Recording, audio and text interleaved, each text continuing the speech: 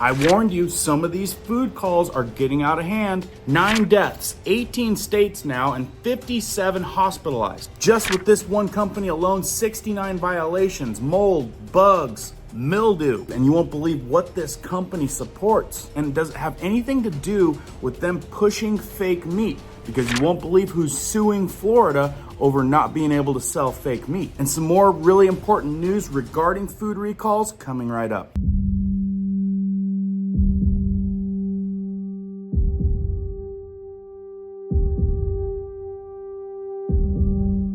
My name is Cohen here at Riverside Homestead, and if you're brand new here, welcome. If you guys are into prepping tips, emergency preparedness, and most of all, news and awareness, stuff that you want to know about, be sure to hit that notification bell so you guys can stay up to date. Let's jump into this one. You guys didn't see a video from me yesterday because it was my birthday. I tried my hardest to take it easy, but I ended up working all day around here. So how about a thumbs up for trying to take your birthday off?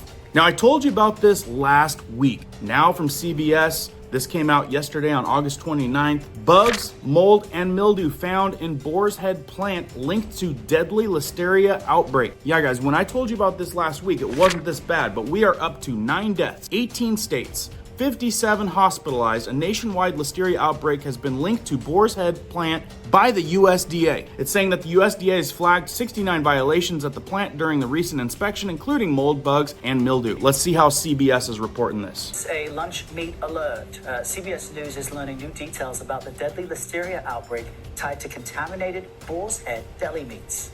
The outbreak has killed at least 9 people and hospitalized dozens more. Boar's Head recalled all of the deli meats made at its plant in Jarratt, Virginia last month.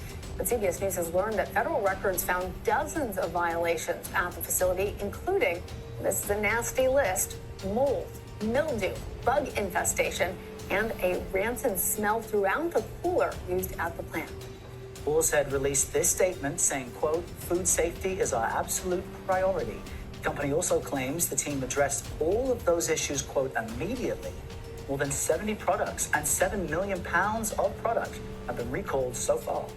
7 million pounds? Guys, and most grocery stores, you're gonna see this brand name. And we're talking about cheese, we're talking about deli meats. This is a staple for a lot of people's homes. So Alex, what did the investigation find at this Boar's Head facility? Yeah, well, it's important to say up front that what we're talking about here, it isn't like a typical recall response where you see the FDA go in and investigate a plant. We're talking about records from essentially the day-to-day inspections that were going on inside of that Boar's Head facility in Virginia. And when you look at these records, again, from these day-to-day logs, you see that inspectors time and time again were flagging concerns they had in that plant. You know, things like insects crawling up on walls, gnats flying into vats that were held on the premises. They would walk into coolers and they would see mold growing on the walls. They would inspect the location that workers were supposed to be washing their hands, and they would find mold and mildew growing around those hand washing sinks. Again, these are repeated issues that came up at this plant day in, day out, that were found by inspectors in the year leading up to the recall. Now, when you can dodge bullets like that, being a mega company like this, could that play into like a forgiveness, say, and results of what type of things you support? Wait till I show you what they support here in a minute. Checking out my fridge, and there's plenty of Boar's Head meat in there. What should I do? For example, what kind of symptoms should we all be looking out for? Yeah, well, the number one thing you should be looking for is 12612. Again, the number is 12612. That's the establishment number that is printed on the label of any of the meats that came from that factory. Now, obviously, if you went to the grocery store, you got some sliced deli meat, it's not always going to list on that label that it came from 12612, but it's the responsibility of that deli or the grocery store to tell you that that meat has been recalled. So if you're concerned about it, you should go talk to them. So note to self, it may not be on there, and it's the responsibility of the facility that you bought it from. Safeway, Walmart, Kroger, Sam's Club, Target, or wherever you bought it. Have you ever got a phone call from those people for anything? Yeah, do your own research. Eat meat that is contaminated with listeria, you could have in that first, 24 hours, those common food poisoning symptoms. Diarrhea, vomiting, fever. But there are more severe complications that sometimes happen that can happen up to 10 weeks after you eat that contaminated meat. That could be anything from, much more concerning symptoms all the way up to miscarriages. That happens sometimes with pregnant people who eat listeria contaminated. Wait a minute. Listeria can affect you up to 10 and also be the result of miscarriages? I don't know about you guys, but tell me down in the comments. I have heard of more miscarriages from friends, people having a hard time getting pregnant, than I have ever thought was normal. So just because this lot of meat was bad, but they've been getting flagged for what it sounds like years, does that mean that there could be an amount of listeria in the general population that could be affecting them, being the result of just life not playing out like it should? Let me know what you think. From Boar's Head, do we have a statement that we need to read from them? Yeah, we do. Boar's Head has said that they are investigating this plant, they've shut down operations at the plant, and they're not going to reopen it until they meet those high standards. It's also important to note that Boar's Head says that they addressed all of these issues immediately once USDA inspectors flagged them at the plant. Of course, that doesn't resolve the larger question that a lot of people are asking now, which is why didn't they do more to prevent these issues in the first place? Yeah, all right. Alex, Tim, thank you. Now, while digging in, I found this ironic in regards to them being flagged for this stuff a lot longer than just the current situation where people start falling off like dead flies. Now, the rumor is that they've got an umbrella of forgiveness. Come to find out, Boar's Head brand meat prioritizes hiring refugees, and now 9 Americans have not made it as a direct result of tainted meat that came from their Virginia processing plant. Yeah, no kidding. Want to get a job from Boar's Head brand?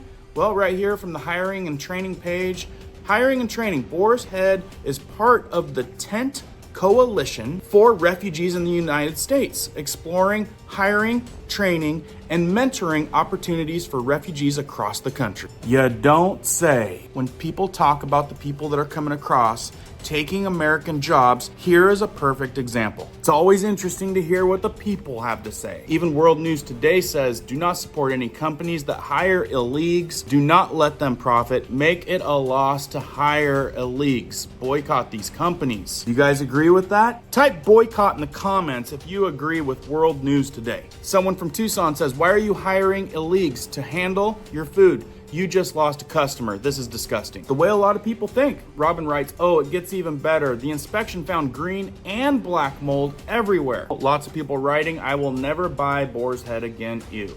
This person writes, it's time to Bud Light them. She says, I say this for 2 reasons. Number 1, the safety issue, according to what I'm hearing, many of the illegals are pause. I say this for 2 reasons. The safety issue, according to what I'm hearing, many of the illegals are POS. Number 2, they are prioritizing illegals over American citizens. In many situations, I would definitely agree. Now, another interesting angle regarding all this that I read through while I was checking into this. This all comes at the same time you heard about Florida banning what some people call carcinogenic fake meat. And this is why a lot of you guys watch people like me on YouTube, because you're not gonna find this on mainstream media. You gotta go digging for this, but this was sent to me. On some lower end, not huge, fancy controlled media platforms, it says Billy G is suing Florida for banning his carcinogenic fake meat. That's what's being posted on this certain platform. This one is called The People's Voice. Now, for reasons you guys know, I'm gonna say that they're stating carcinogenic lab-grown meat, which I'm sure would need to be proven. I'm sure you guys can dig into that yourselves. He is supposedly arguing that the state's new law prohibiting the sale of fake meat is unconstitutional. Now, I did a Google search on this. CNBC, Fox News, CNN. It didn't pull up anywhere. And then just so you guys can see, usually they tag where they're getting the information that says msn.com. I'm like, okay, that's one of the flagships. So let's click on that. Whoops. This page doesn't exist or can't be found. When I talk about certain people being protected on here, now you know why I say Billy G.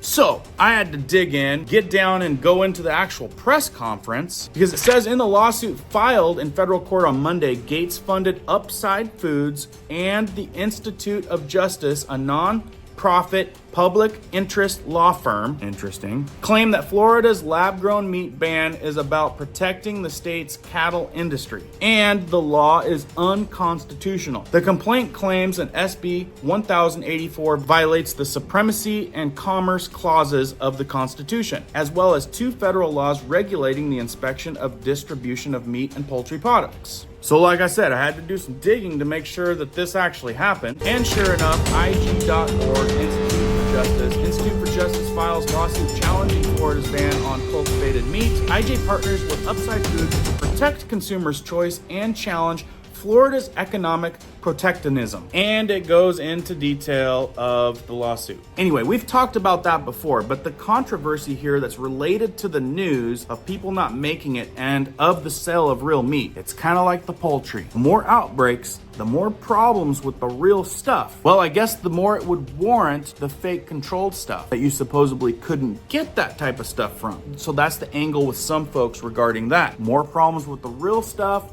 attack them so that the guys that are trying to promote the fake stuff, which is a cash cow, don't have as much issues with getting it on the market. I don't know. You guys tell me what you guys think down in the comments. And along the same lines, I'm gonna give you some of the recent recalls just this week. And remember guys, this is the type of stuff that people don't get to hear on mainstream. So I'm sure there's a lot of people, including myself, that would appreciate you sharing this video at the end, and hitting that like button helps it reach more folks. Just this week, Endurance Pro Energy Boost capsules, dietary supplement, reason for recall, tainted with sildenafil, whatever that is. Mountain Fudge chocolate fudge with nuts, potential mold growth, contamination. On the 23rd, Bliss Tree butter snacks, undeclared allergens including milk, El Salvador Corp, ground cinnamon, elevated lead, bloodline, water-based tattoo pigments, and cosmetics, contaminated with high concentrations of microorganisms. We got Terrafina golden raisins, which could be in some of your shelves, undeclared allergens, undeclared sulfites, M&P Foods. We got Peroski and Vareniki food and beverage. It is undeclared wheat and milk, and another Isley Fine Foods cinnamon powder containing lead. Those are just this week from the FDA.gov. Got to stay on your toes with the information because, like I said, a lot of this is in people's cupboards, in their fridges. Stay aware, keep prepping, keep learning, keep doing. We'll see you guys on the next one.